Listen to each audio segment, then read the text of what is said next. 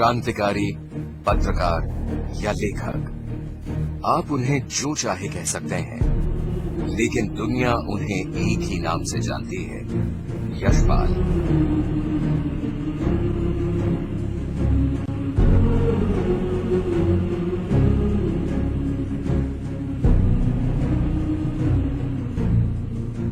शायद ये जिंदगी की तलखियों का दिया सबक था, जिसके सहारे यशपाल ने बंदूक उठाने वाले क्रांतिकारी से लेकर कलम के सिपाही तक का सफर तय किया।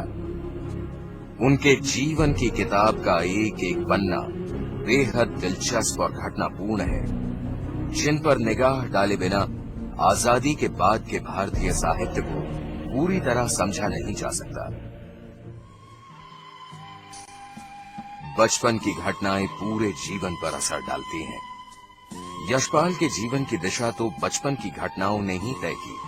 गरीबी, बीमारी, मां का संघर्ष और भारतीय जनता से अंग्रेजों का व्यवहार, इन सब ने यशपाल के दिल में जो बेचैनी भरी, वो उम्र भर उनके साथ रही। इसी बेचैनी ने उनके जीवन को एक मकसद दिया। वो मकसद था जुल्म के खिलाफ आवाज बुलंद करना। मैं उनको आंकूंगा ऐसे लेखकों में जिनमें जिंदा रहने की सलाहियत है, क्योंकि उनकी बॉडी ऑफ लिटरेचर में ऐसी कुछ चीजें यकीनन हैं जो हर समय की बदलती हुई धुरी पर अपनी मानवीयत, अपनी रेलेवेंस को जता सकती हैं। 1903 में काशीपुर में पैदा हुए यशपाल को उनकी मां प्रेम देवी आर्य समाज के तेजस्वी प्रचारक के रूप में देखना चाहती थी। इसलिए उनका लड़कपन गुजरा गुरुकुल कांगड़ी में। गुरुकुल के कड़े अनुशासन, निर्धनता और लगातार बीमार रहने की वजह से यशपाल के तेवर उग्र होते गए। देश की जनता पर हो रहे अंग्रेजों के जुल्म ने उनके स्वभाव को बागी बना दिया।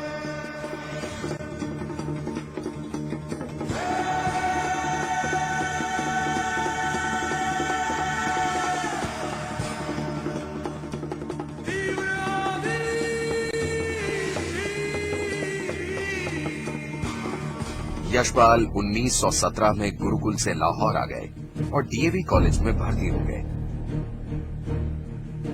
यहां उनकी मुलाकात भगत सिंह से हुई। तब तक भगत सिंह कॉलेज में एक नाट्य मंडली बना चुके थे। यशपाल भी इसमें शामिल हो गए।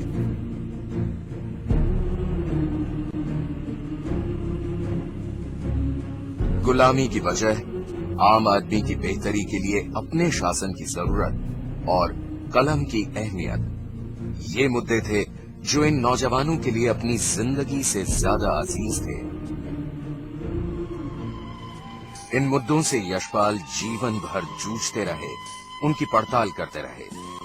ख्वास और अवाम दोनों से उनका संवाद बना रहा। इसने उनके तजुर्बों के दायरे को विस्तृत किया। इस तरह के अनुभवों ने ही उनके लेखन को विश्व स्तरीय बनाया। यशपाल का जो जीवन जीने का क्षेत्र था वो बहुत बड़ा था। उसमें बहुत भिन्नता थी, मल्टीप्लिसिटी थी, और उसी आधार के ऊपर उन्होंने अपना लेखन किया।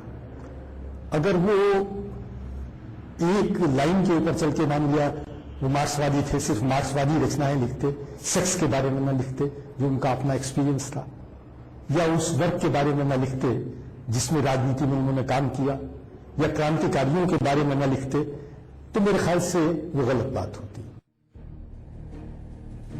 भगत सिंह की गिरफ्तारी के बाद यशपाल ने वॉइसरॉय को खत्म कर देने की ठान ली।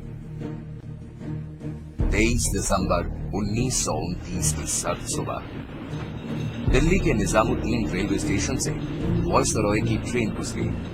यशपाल ने उस पर बम फेंका, लेकिन कोहरे की वजह से चूक हो गई और वॉइसरॉय बच गए। चूंकि यशपाल सैनिक अधिकारी के वेश में थे, इसलिए पुलिस को उन पर शक नहीं हुआ।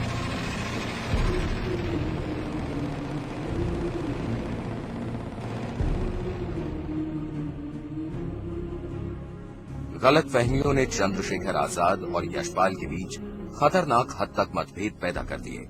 लेकिन जल्द ही तस्वीर साफ हो गई कि यशपाल जी के ऊपर जो भी इस तरह के इल्जाम लगाए गए वो गलत थे और इस बात की सफाई निश्चित रूप से चंद्रशेखर आजाद जी के सामने ही हो गई थी, क्योंकि उन्हीं के पास वो पिस्तौल थी, चंद्रशेखर आजाद के पास, जिससे वो यशपाल जी को मृत्यु दंड देने वाले थे। और जब बात सुलह सफाई हुई आमने सामने, तो उन्होंने वही पिस्तौल यशपाल जी को दी और यशपाल को अपने बाद अपनी पार्टी क्रांतिकारी समाजवादी पार्टी का कमांडर इन चीफ मनोनीत किया था उन्होंने। इलाहाबाद उन दिनों भूमिगत क्रांतिकारियों का एक केंद्र बन गया था।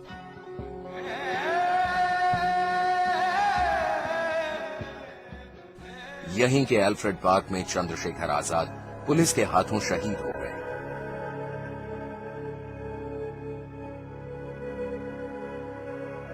इसके बाद यशपाल भी ज्यादा दिनों तक नहीं बच पाए और उन्हें गिरफ्तार कर लिया गया। यशपाल पर मुकदमा चला और अंग्रेज हुक्मरानों ने उन्हें उम्र कैद की सजा सुनाई। गुनाह था गोरे साहबों की गुलामी के खिलाफ आवाज उठाना।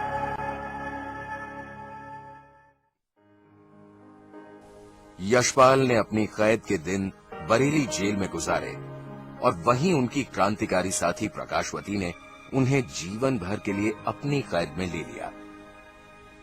प्रकाशवती से तो ये उम्मीद किसी को भी नहीं थी कि वे जेल में सजा काट रहे कैदी से शादी कर लेंगी, लेकिन प्रकाशवती यशपाल के देश प्रेम, बेबाक और ईमानदार व्यक्तित्व से बेहद प्रभावित थीं।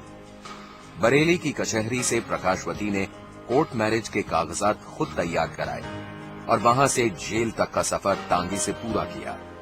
यहीं यशपाल से उनकी शादी हुई। प्रकाशवती से मुलाकात से पहले